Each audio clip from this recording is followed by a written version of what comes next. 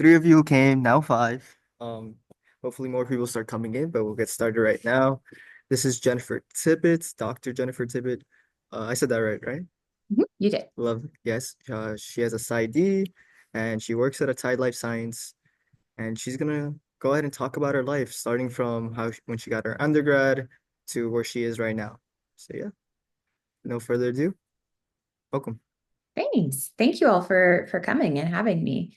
This is so fun. I don't usually get to give the long version of my bio. It's usually like a truncated, depending on what meeting I'm in or what call I'm on. So it was kind of fun to like sit and think about what I was going to talk about. Um, so I think, did you say everyone here is a psych major, or is that or Most of interested? us, Most most of of you? us are, Okay, yeah. cool.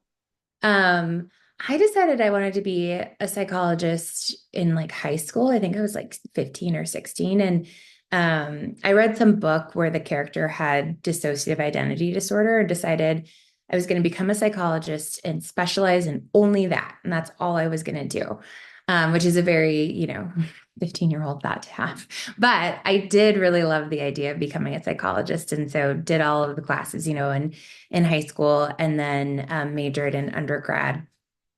I went to Colorado State University for my undergrad and kind of pretty quickly decided I didn't love research, which sort of becomes ironic later on. But I really loved kind of like the applied research I was doing. So when I could actually sit down and talk to people, I really liked that part. And so that kind of pushed me, I don't know, pushed me, but sort of guided me towards maybe getting a PsyD versus a PhD. I didn't really want to spend a lot of time in a lab. I didn't want to do a lot of publishing. I wanted to do clinical work. And my first job out of undergrad was actually as a case manager for a community mental health here in the Denver metro area. And I think I like strolled into that job and felt like I knew a lot of things and then started working with actual human beings trying to like survive life and realized I knew absolutely nothing. But learned, gained some skills. I was in kind of one of the more under-resourced areas of Denver. So we've got a city next to us called Aurora, and North Aurora is kind of famously under-resourced, underserved. So I saw a lot in my time as a case manager at that point. Worked with kiddos who had both severe persistent mental illness and developmental disabilities. 90% of them were in foster care. And so I did that for a while and then moved over to the adult side, kind of same thing, a lot of Medicaid, and then severe and persistent mental illness. Um, and really felt like I was ready to go back to school after that and be able to do more for folks than case manage. Although I would argue case managers play a really outsized role in community mental health, connecting folks to services, to resources, getting people to job interviews. It was sort of a whole gamut of things. Um, so I went to DU and got my PsyD. And in that program, interestingly, you start seeing clients your first year. So it's literally you come in as a first year grad student and get what is called a field placement and start seeing people in our community clinic. Like you start in August and you do all this in like September, I think. So it's kind of an interesting experience, especially for students who have never really done a lot of clinical work. It can feel like really being thrown in.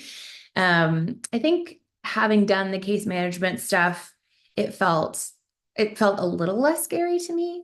Although for sure, anytime you sit in a room with someone and they are expecting you to help them and you are a first year grad student and you don't know how, that can be intimidating. So for my field placement that first year, the second years and the third years and the fourth years, they all get the really good field placements because they're already out there and like doing the thing and they have the connection. So first year you come in and you're just like, whoever will take me, I will do whatever it is. And for me, that ended up being sex offender treatment. So individuals who are on probation and parole for sexual offenses and also required assessment. And it wasn't really like quote unquote what I wanted to do. Um, I sort of like found myself there. But I remember at that time, the supervisor that I had said, you're really good at this. So if you've ever, considered working with this population, you really should. And I think at the time I was sort of like, it's nice. I'm not going to do that. That's wild.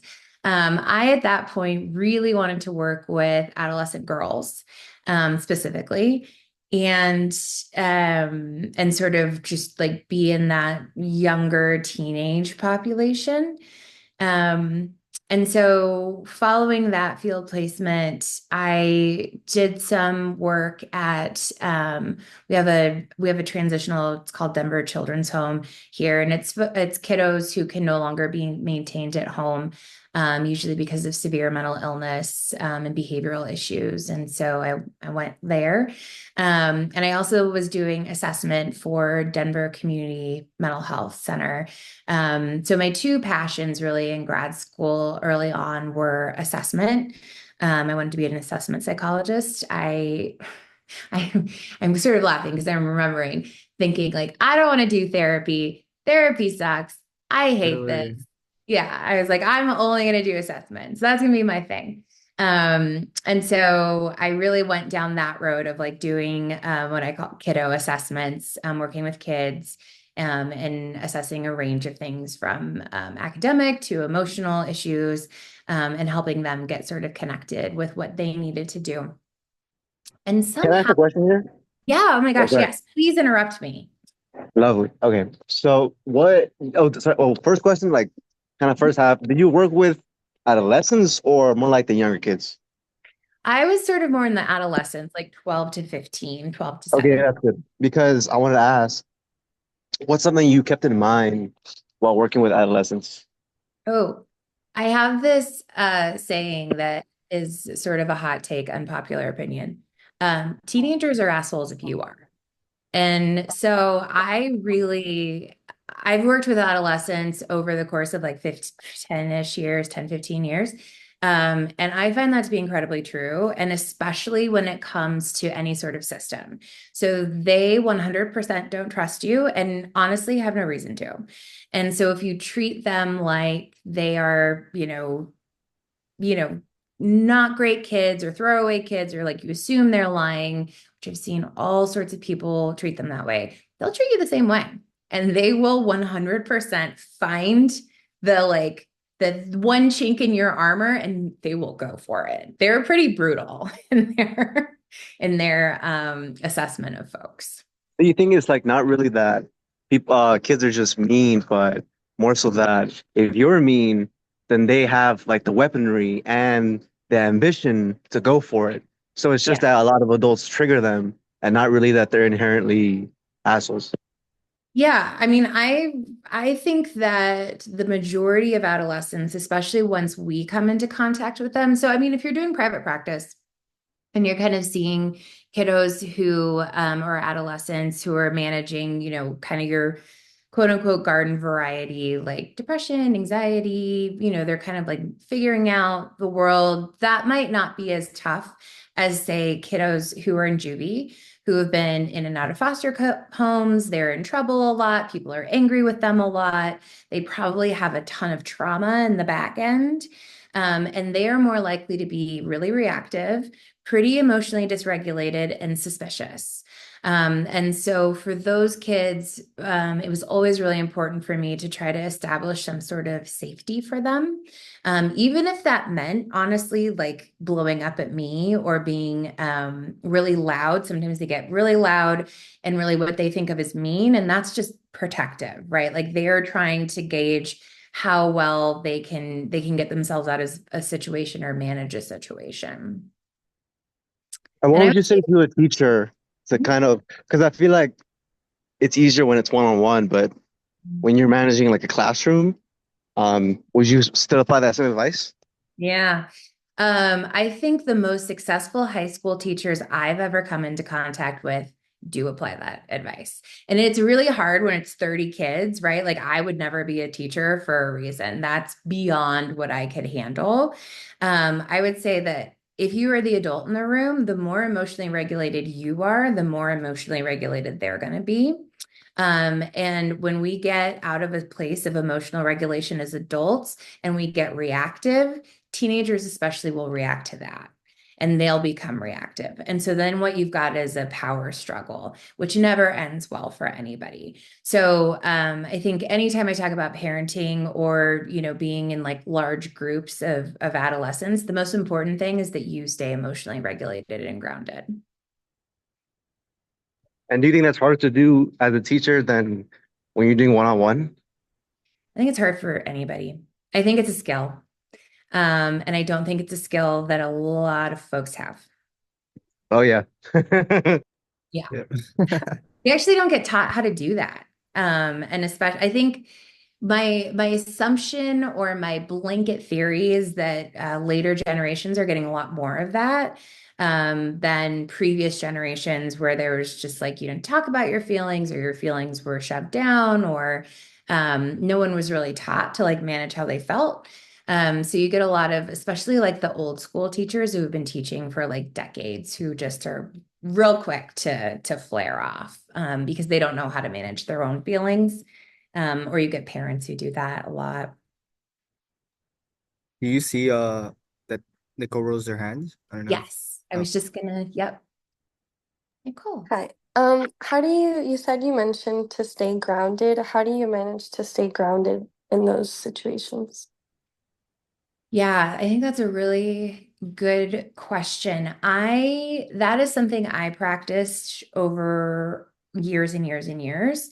I wouldn't say at that point, like in grad school, I wouldn't say that I had it as much.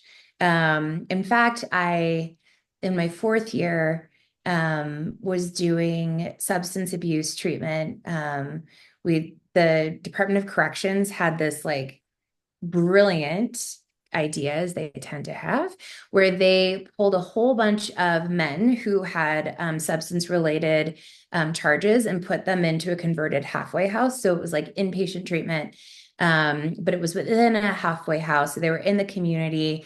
The thing that DOC didn't quite realize is just because you have a substance use charge doesn't mean that you have a drug addiction. Right. So they Okay. pulled in, right? They pulled in people who were gang affiliated. They pulled in a couple psychopaths who just happened to have drug charges. Like it was this whole mess of people. And I was running a group one time and they made me cry. It was one guy who was really high in psychopathy. I'd pissed him off. And he one by one turned the entire group against me.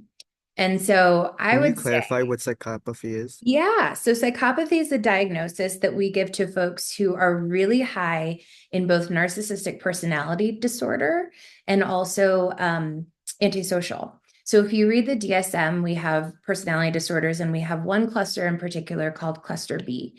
And antisocial personality disorder is generally kind of that rule breaking, law breaking, disregard. When I teach about personality disorders, I always say it's a personality that has really coalesced around the idea of survival. So it is, I will do whatever I need to survive. And you see that pretty frequently in folks who are gang affiliated, who commit various crimes, really disproportionately identified, as you can probably imagine, in men of color, because that also comes with like anger and things like this. So kind of gets tilted that way.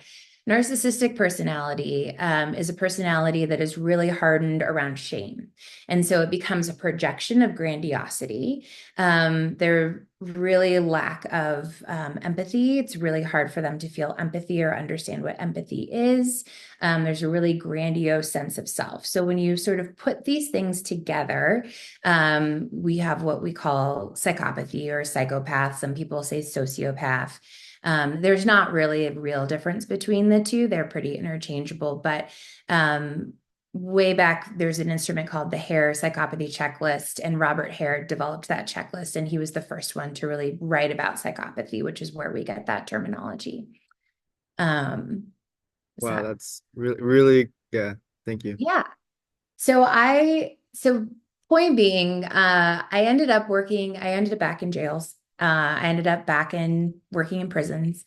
I just like couldn't stay away. So I sort of like kept one foot in with kids, one foot in sort of this more forensic place. Did a lot of substance abuse, did a lot of assessment in jails, and prison. We have an intake center here in Denver. And I think to your question, Nicole, like that's where I started to learn to be grounded because you really can't react in those situations. And there's a really purposeful like pull or try to get you to react. So I tend to do like a lot of just like really deep breathing. There's like like I'll like fold my hands in my lap. Like I have positions and body postures that I recognize that I'm using because I'm trying to like manage my own stuff, Mm-hmm. and not let it leak out. But it was definitely a practice, definitely a practice. Okay. I ended up doing my internship at Bellevue Hospital in Manhattan in the forensic track. So we had sort of like our hospital floor in Bellevue, which was, I think, were we co-ed? I think it was all men coming from Rikers Island. Oh, Um, wow.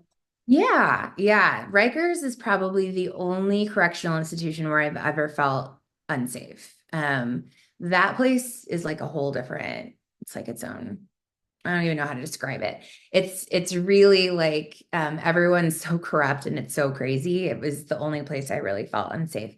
Um, so we had the hospital level and then Kirby Psychiatric Hospital, which was folks who were found not guilty by reason of insanity, not fit to stand trial. So I started doing a lot of that work during my internship year and loved that. I really love working with folks who have severe and persistent mental illness. And honestly, our prisons and jails at this point, that is where those folks end up. So before deinstitutionalization with Reagan, we had psych hospitals, we had inpatient units, and were the treatments the best? That's definitely debatable, but there was a place for those folks to go. We don't have that anymore. So what we end up with is folks who commit crimes like trespassing or assaults, and then they end up in the system. And once you are in the criminal justice system, it is incredibly difficult to ever get out. And it's designed that way. So I did a lot of assessment, a lot of treatment on jail and prison units. And then for my postdoc, decided I wanted to go back into working with sexual offenders. So I did my postdoc in Massachusetts at the Massachusetts Treatment Center. And that is an institution designed for men who are either serving long prison terms for sexual assault or they are committed for one day to life, which means that a court, a judge deemed that they were so dangerous that they no longer get to be in society and they are in treatment until a judge deems them no longer a danger to society. And that's usually like a step down program. So what they have is psychologists like myself who do assessments for those guys and then like report back every year, like this is the risk assessment, this is the level of risk, this is the diagnosis, and provide the judge as much information as you can so that they can make a legal decision.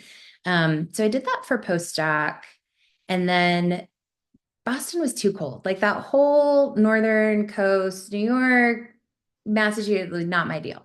So I fled. I went to LA and did some community mental health work. I was the assessment psychologist for the adult outpatient clinic, and then moved over to juvenile justice. So I worked with kiddos who had found themselves in the criminal justice system and were needing assessment.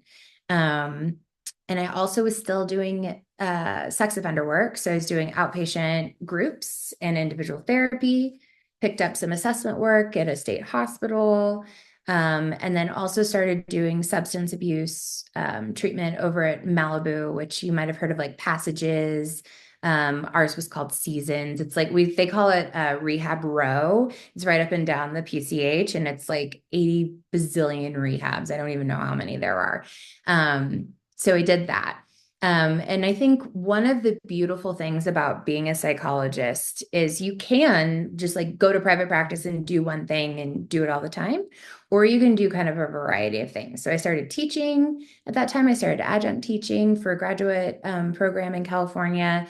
I was doing substance abuse work. I was doing sex offender work. I was working with kiddos. So I really like had a um, full plate, but also like I got to do a lot of different things. It kept me really interested. I'm more than a little ADHD, so that was really good for me to have like 80 different things that I was sort of keeping me occupied. I have a quick Um, question. What's the position you would Oh, do again? Sorry? If you could choose one position to do again, which one would it be? Yeah, of that batch. Or you can take that question however. Yeah.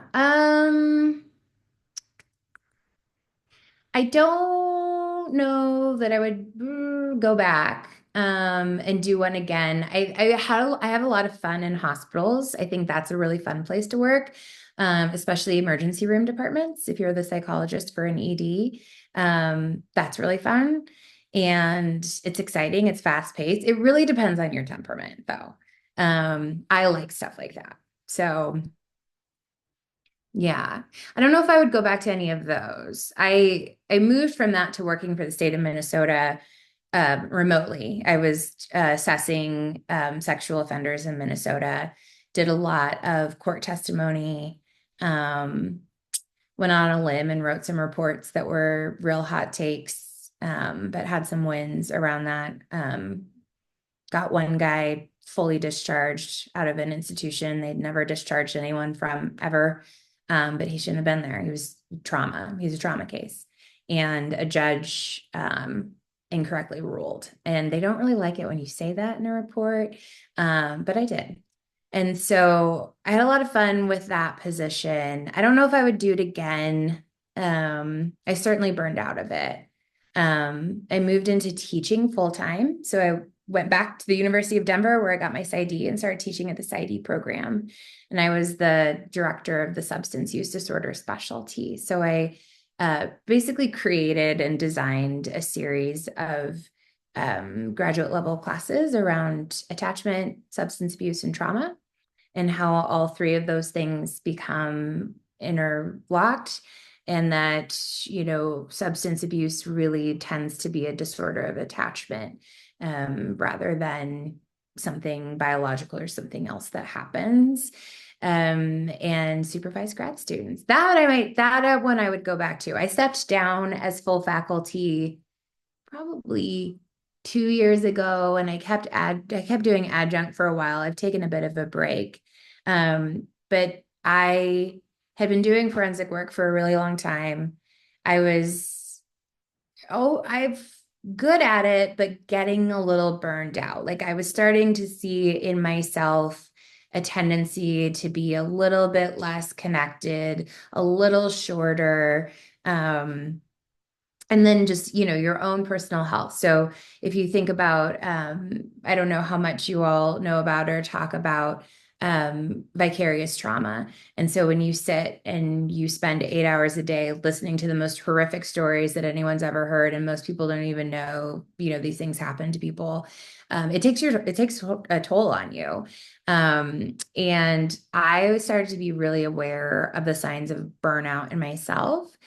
At the same time, I had been really interested in psychedelic research, what the things coming out of Hopkins and NYU, some really promising looking studies, and happened upon I think it was on Indeed.com, honestly, they were looking for a psychologist to help them with a digital program that they wanted to run alongside psychedelics. And I applied, did not get the job. The guy who was applying or that was interviewing was like, "You seem great, but not for this. Thanks so much." And I wrote this very long email like, these are all the reasons you should hire me. And he was still kind of like, eh. And then a couple of months later, it kind of came back around and he was like, "Well, maybe let's chat again." And funny enough, he still was a no, but our our HR recruiter at that point was kind of like not great at her job, and she passed me through to the next round of interviews.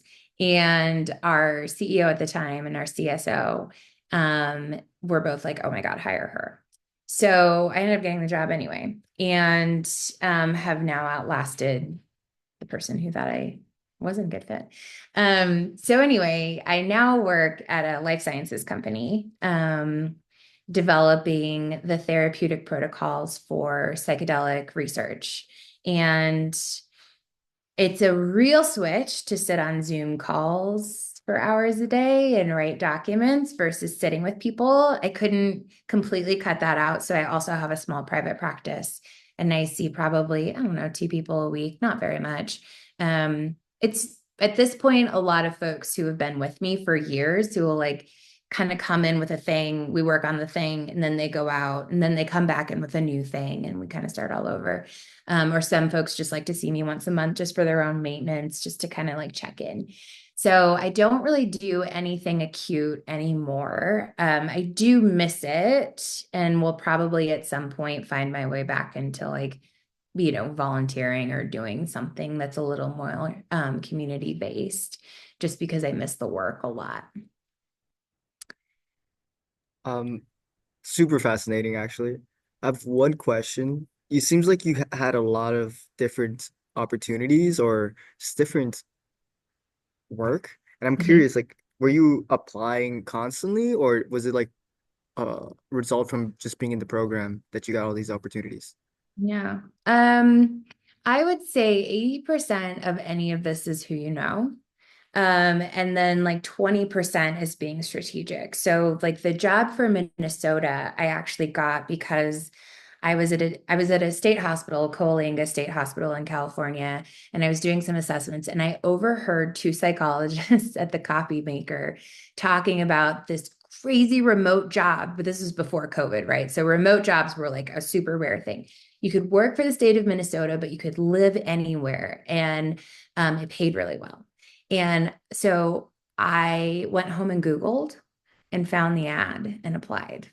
And because I had such an extensive assessment background and also had worked with sexual offenders, I got the job. I would say that people who stay really general have a harder time. If you find a niche, if you find a specialty and you get really good at that thing, you'll start to network, you'll start to know people, people will start to know you. And then it really becomes a matter of just like who you know. Like someone saw you testify in court, they know you're really good, so now they're going to refer an attorney to you to do an assessment, things like that. Okay, that's a good insight. That's something Yeah. I've actually been struggling with, like deciding what to specialize. Um, Mhm. I'm interested in substance abuse. I'm interested in depression. I'm also interested in like, I don't know, relationships. I just don't know where to go. All of those things are related. Yeah, you did mention that. I found that fascinating how you said it's all. Do you teach a Mhm. class on that? I do. I designed and taught a class called, what was it? The Neurobiology of Trauma, Addiction, and Attachment. So talking about how our brains get wired early on based on early attachment injury and leave us very open to later addiction. Gabor Mate has really great books and talks on that if you're ever interested. That's all right. Let me Yeah. write that down. Do you mind writing it in the chat so I see how Yeah. it's Yeah, Appreciate it. Thank absolutely. you, Nicole. Yeah, I was literally looking up books yesterday to read, so thank you for saying that. Yeah, definitely. Maybe You we can also should. watch you can also watch his interviews on YouTube. He Uh-huh. has a lot not only interviews, but he has a lot of stuff on YouTube as well.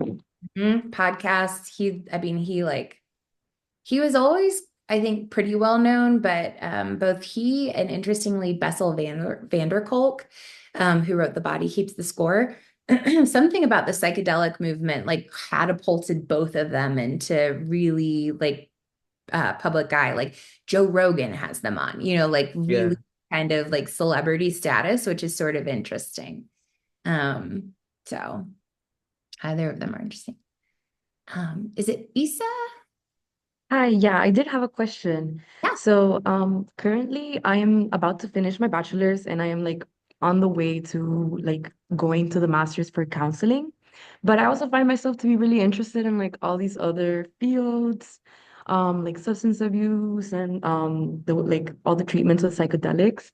And I was wondering if you have any advice for undergrads to like I guess diversify and kind of learn more about the field because personally it feels a little bit like overwhelming with how many things that there are in the field.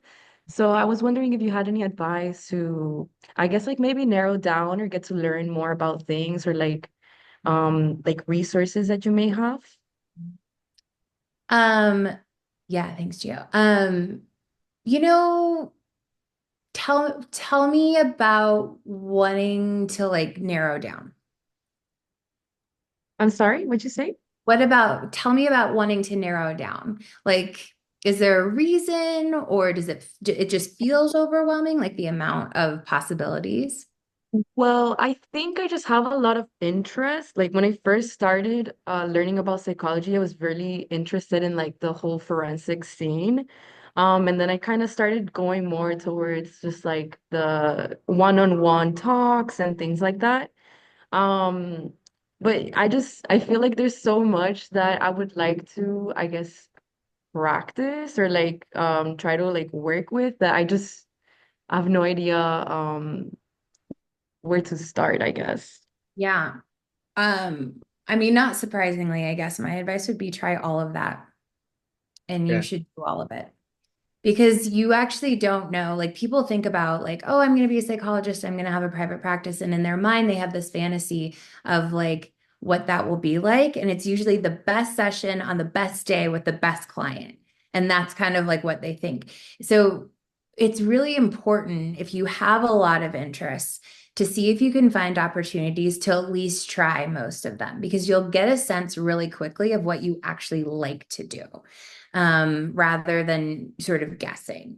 So as much as it might feel overwhelming, but there will be stuff that you sort of like either I don't know, I hate to say it's a vibe, but you sort of like walk in there and you're like, oh, this isn't going to be for me, or oh, this could be really interesting. And like if you can follow some of that like gut intuition, but also allow yourself to do a range of things. You've got a lot of time to specialize. You don't need to do that yet. And you might be surprised at how often those things overlap. So individual therapy in the forensic scene, super big, did a lot of it. So often the things that you're interested in, you'll find some niche or some way or some program that those things come together. Awesome. Yeah, I did like hearing how you kind of did a whole bunch of Right. different Right. things while practicing, and I found that like kind of what I would like to strive to, I guess. Yeah. Yeah, you To can do, also, yeah, go ahead. no, I should say you can do a lot. Yeah, that's the thing. So I wanted to like add on to the question, I guess. Um, you said it is 80% people you know. How did you end up knowing those people? Like networking events or just like mostly networking events? Okay. I love a good networking event. And then, as you sort of get positions or you get jobs, those people know people, that Right. sort of thing. Like, um, even I'm trying to remember how I ended up that day at Coalinga Hospital where I overheard the two psychologists talking about the job that would ultimately be my next job. I think I had gotten that assessment position because I met a woman at a sex offender conference and she was like, "Oh, I need psychologists too." So that's the other thing is like some of these things at the time feel like very small steps or not even a step and it turns into like something much bigger because you overheard a conversation at a coffee or at a copier machine. And that turned into like, the next 5 years of your career. Right. So Right. don't discount the like small things and the small interactions because you just never know. Talking about like small, but this is sort of big. Tomorrow for the FIU students, we do have a meeting where we talk about going to one of these networking events in Denver.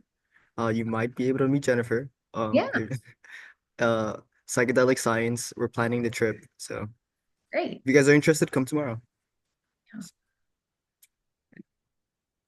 Could you send the information in the chat, please? Are you in the pass or in the psychedelic group chat? I'm in the past. All right, I'll text it in the I'll text you individually, okay? Isa, I'm gonna write your name down. Thank you. Yeah, psychedelic science should be interesting this year. Lykos did not get an approval, and Lykos is the pharmaceutical arm of MAPS, which is the organization that puts on psychedelic science. We were all a little shocked they were having it, but should be a good time. Okay. I have a question. I'm going into my master's program as well. I still haven't applied because I'm still researching what I want to get into. Like right now, my bachelor's at FIU is focused on BCAB route, like the behavior analysis route. Yep. But I see that being very focused on autism and elderly, which is not really what I'm interested in. So then I want to get into psychedelic science at some point. So I was thinking about doing the master's in counseling. Yeah. And then I was thinking Nova has a program for general psychology, but you just said don't stay general, go specialty. So Stay general in the beginning and then figure out what you want to specialize in. So career-wise, find a niche. Because like, I don't know, in Denver, you could throw a rock and hit a psychologist. There's so many of us out here. Market is really saturated, and that's just the truth. And so if you can find something that you love, that you're really good at, that people start to know you're really good at, that's how you survive if you're going to like have private practice. Or a group practice. I have two people I went to school with started a group practice, and now their group practice is like massive. They have like 20 clinicians working for them. It's wild. yeah. Yeah. So, and they're just really well known as like child and adolescent psychologists within Denver. People trust them, people know them. So, like, I said my own kids there when they need something, like that becomes like your niche and what you're known for. But in those early years, you want to stay general because you want to figure out what it is that you're going to be good at. So kind of like I was saying to Issa, try everything, try it all and see what you hate, and then don't do that anymore. And then see what you think you're going to be good at and build up skills in that. And you can also have something you love, right? And so hopefully what you're good at and what you love crosses over. But if you want to pay bills, take what you're good at and build a lot of skill around that and network like crazy. And did you say you studied clinical psychology at some point? Is clinical psychology more focused in like a hospital kind of environment? Clinical psychology tends to be more of, let me see, I'm trying to think of like versus like counseling psychology. There's a lot more, there's a lot more emphasis on like, how do I want to say, like the DSM and diagnosis, things like that. So pathology, really. So it's a lot more assessment, it's a lot more pathology, it's a lot more gearing towards, hospitals, but also community mental health, places where that sort of skill set is really going to be needed. I think counseling psychologists tend to be much more kind of like solution focused. They really focus on like, can be more like short-term therapy. School psychologists are kind of a branch of counseling psychology. So it's less about like kind of this clinical pathological view of things and more, I'd say almost more pragmatic a little bit. And you don't see them as often in places where you would see a clinical psychologist. Okay. And though I think the word clinical kind of scares me in the sense of like there might be chemistry involved, but there's no chemistry involved in that, right? Just stats. Okay. Stats is the scariest part. Mhm. What is the scariest part? Statistics. So you have to Oh, learn how to, research essentially. That's uh, isn't even that hard. It's just math. And by the way, there's a tutoring center we have at FIU, and they have statistical methods tutoring for psychology majors. Nice. If you're interested. yeah, we did have to take that. And then general psychology, I'm not sure if that would be I don't know about that master's because I feel like general, then you can branch out in your doctorate's degree or your PSY, but then I don't know if that would hold you back. Like the general psychology is also the cheapest one, so I'm like, is it cheap for a reason? Maybe this where so I would just make sure that you're picking, an accredited program. Yes, the ones in FIU are accredited. Yeah. The one you just mentioned, Nicole, it is accredited. Oh, wait, FIU has a general psychology degree? Well, you mentioned the mental counseling for mental health clinical. If Uh-huh. that's the one that's accredited, yeah. Oh, okay, Yeah. okay. Always a little safer to go that route. And your instinct around ABA is correct. That is, you would end up working with folks who are pretty nonverbal. And actually, I think even that is sort of like on its way out as far as autism goes. Okay, yeah, thank you for that because I don't know, I got into the psychology program at FIU and I guess I didn't realize it was focused on that, but I very quickly realized that's not what I want to do. And I was like, okay, I need to find something else for my master's program. But they like counselors also, I mean, I guess a lot of people get called to be CAV because of the pay grade is good, but the other branches are also good in pay, I would say, right? Yeah, it's depending on where you find yourself, right? Like community mental health doesn't pay you anything, but you feel really good about what you're doing. Or you end up in some corporate job. I'm not selling out, but you know what I mean? Sort of. I'm like this corporate person, and that does pay really well. So you can kind of like choose your own adventure there or do a little of both. Okay, Mm. thank you. Yeah. Jordan.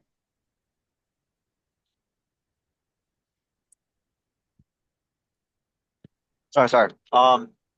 What's the biggest insight you've gained working with trauma? Oh man. The biggest insight I've gained working with trauma. Um, I think what I didn't recognize for a long time was um, how neurologically based it was. I think in my early grad school training, especially, we talked a lot about PTSD.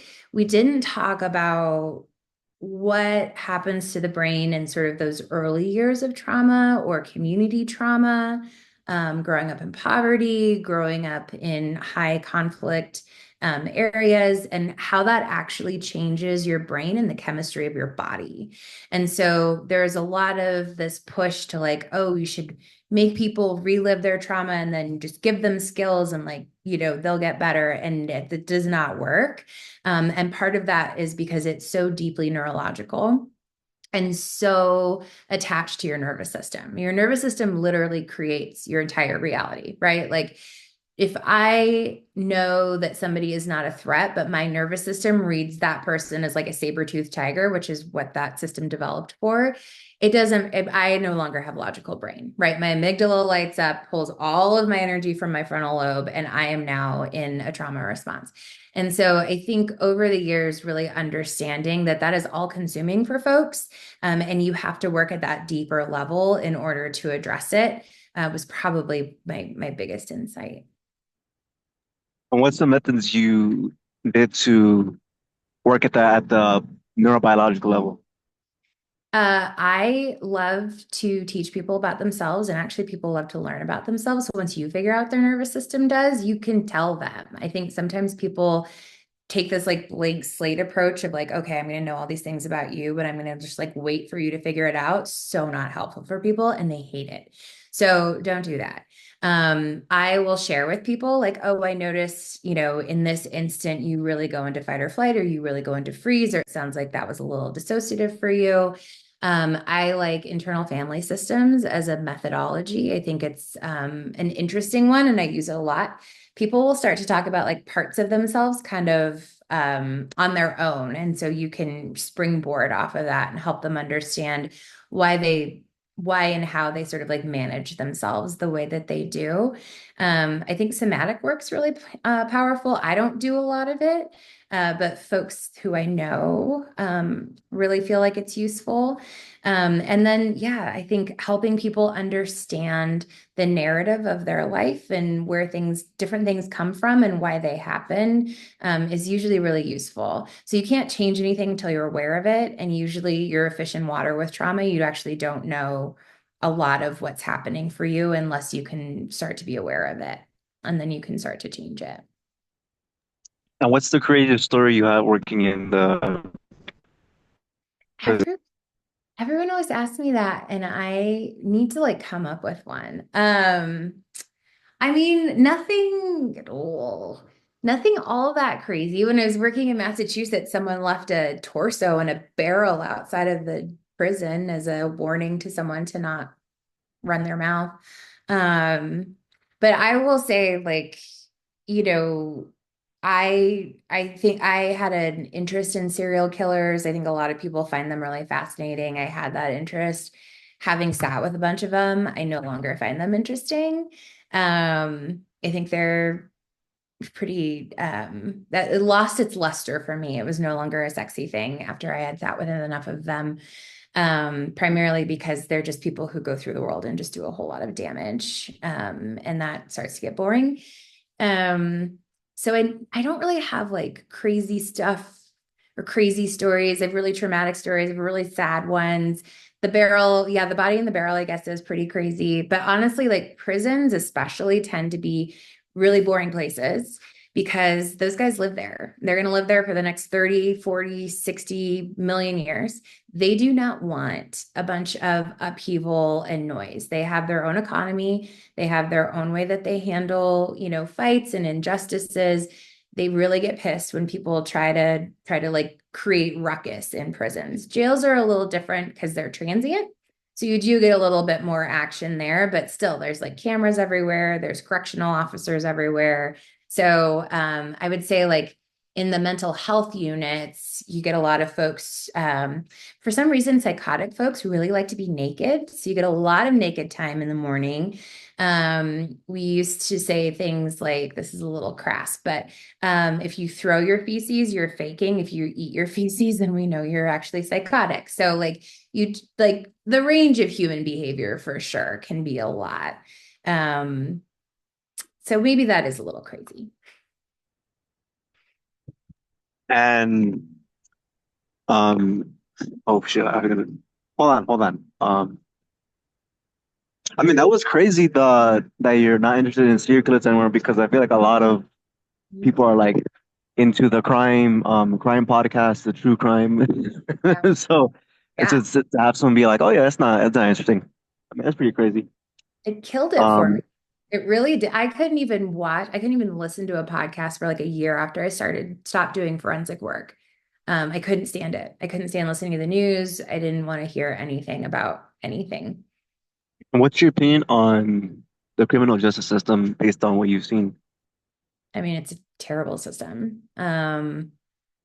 There's not, like I said earlier, once you're in it, it's really hard to get out. It's designed that way.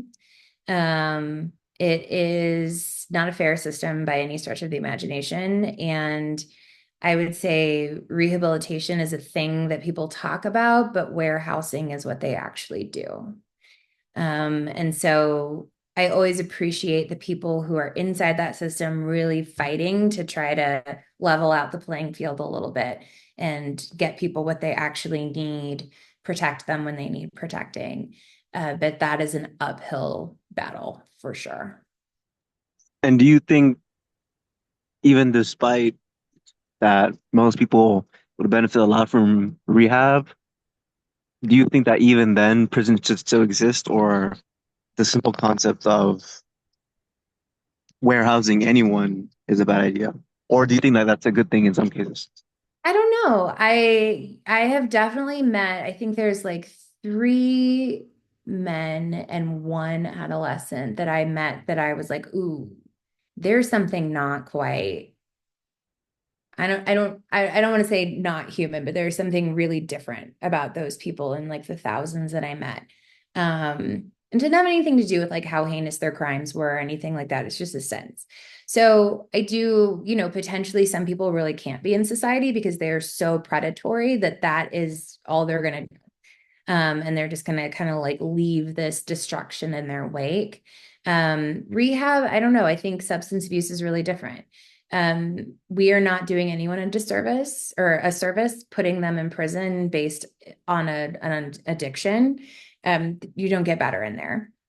People still use in prison. Also, by the way, there's lots of drugs. It doesn't really matter. So I think there's different ways to approach these problems. Thanks to you. And I don't know that the criminal justice system is the path. Although that prison to pipeline or that school to prison pipeline is a real thing. And a lot of those kids get set up real early to end up there. So you'd have to go like back and back and back and back, right? Like, where do you intervene? This is such a sad I negative note. Let's end on a nice one. I just wanted to ask you, because I had a teacher tell me once that it was very great to get involved in these types of facilities very early on when you're trying to like work in this field, because you're exposed to exactly what you said, like very severe PDs that you don't normally encounter in your day-to-day practice.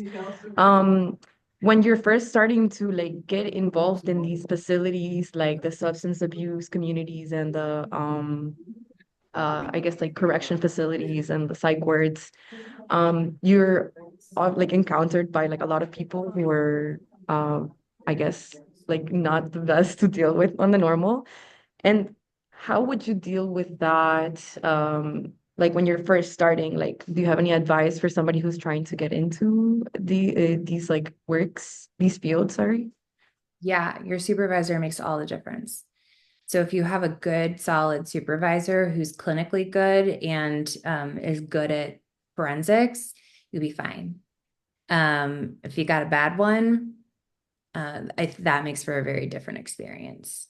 But I was very lucky to have some super solid supervisors early on and female supervisors who also taught me how to move in a prison without feeling, scared or falling prey to different strategies of manipulation, things like that. So I really highly say it's your supervisor or the program that you're a part of, because it can also go real awry. Like me crying in that group, that's because we didn't have any supervision and we shouldn't have been doing those groups at the level we were at. But there's like no adults in the house, right? So yeah, like watch yourself, watch your own back when it comes to supervisors. Make sure you have a good one.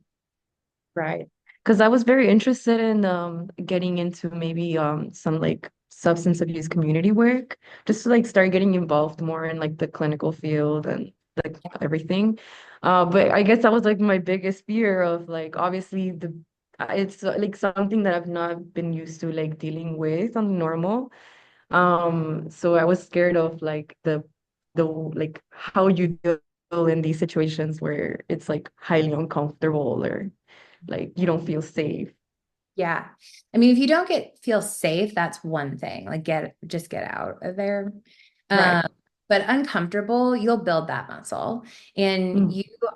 if you're in psychology or you're interested in psychology, you're already someone who's prone to being curious about other people and have some compassion for them. So that goes a long way, actually. And in the moments where you're really uncomfortable, you can always revert to being curious, whether it's outwardly curious to them, like, oh, I wonder why you're throwing your feces right now, or Mm. it's inwardly curious about like, oh, how is this making me feel right now? And what can I do for either to take care of myself, to ground myself, or why is it creating such discomfort in me? Is this super close to home? Is this something that, I'm afraid of, right? Like you can do a lot of introspection while you're with people also. That's another great thing about our jobs. We don't really have to talk all the time. In fact, you shouldn't be talking all the time. So you can be doing stuff in the back of your mind if you need to. Thank you. That's really good advice. All right, so we have to end it there. Thank you so much, Jennifer. And if any of you have questions, you could text me, and I'll send you her information privately. And yeah, reach out to her. Is that fine with you, Jennifer? Yeah, that's totally fine. Yeah, this was so fun. Thank you all for having me. I really appreciate Thank you it. for coming. I Thank honestly, you. Thank you. thank you. Yes, thank you for coming and telling us your experiences. Definitely. Good luck to all of you. You're going to be great clinicians, which